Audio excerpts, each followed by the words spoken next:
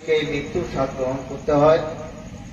তো আমরা যে এই জগতে এসেছি, এই পৃথিবীতে এসেছি আশরাফুল মাখলুকাত হিসেবে আল্লাহ তাআলা আমাদেরকে পাঠিয়েছেন। এখানে নিছক দুনিয়াদারির জন্য পাঠাননি।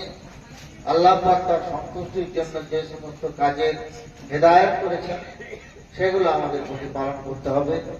মৃত্যুর আগে আমাদের কিছু যে কর্তব্য দায়িত্ব রয়েছে সেগুলো প্রতিপালন করতে হবে। আমরা হাদিস শরীফে, বুখারী শরীফের মধ্যে, মুসলিম শরীফের মধ্যে দেখি বুনিয়াল ইসলাম আলা খামসিন শাহাদাতু আল্লা ইলাহা ইল্লাল্লাহ ওয়া আশহাদু আন্না মুহাম্মাদান আবদুহু ওয়া রাসূলুহু ওয়া ইকামিস সালাতা ওয়া ইতাইজ যাকাতা ওয়াল হজ্জ ওয়া সাওমে রমাদান। বলা হয়েছে ইসলামের 5টি স্তম্ভ বা 5টা খুঁটি রয়েছে। রাসূলুল্লাহ সাল্লাল্লাহু আলাইহি ওয়াসাল্লাম মাধ্যমে বর্ণনা হচ্ছে যে আমাদেরকে আল্লাহ এক এবং মুহাম্মদ সাল্লাল্লাহু আলাইহি ওয়াসাল্লাম আল্লাহর প্রেরিত দূত বা রাসূল, এই বিশ্বাস আমাদেরকে রাখতে হবে সর্বপ্রথম। এটা আমাদের প্রথম ঈমানের মূল বিষয়। রাসূলুল্লাহর যে আদর্শ সেটাকে আমাদেরকে আঁকড়ে ধরে থাকতে হবে এবং সেই সাথে রাসূলুল্লাহর প্রতি মহব্বত আমাদেরকে রাখতে হবে। এবং এই ইসলাম যে আমরা পেয়েছি, এই যে কোরআন শরীফ পেয়েছি, আমরা নামাজ পেয়েছি, আমরা হজ পেয়েছি, আমরা যাকাত পেয়েছি নবী করিম সাল্লাল্লাহু আলাইহি ওয়াসাল্লামের মাধ্যমে।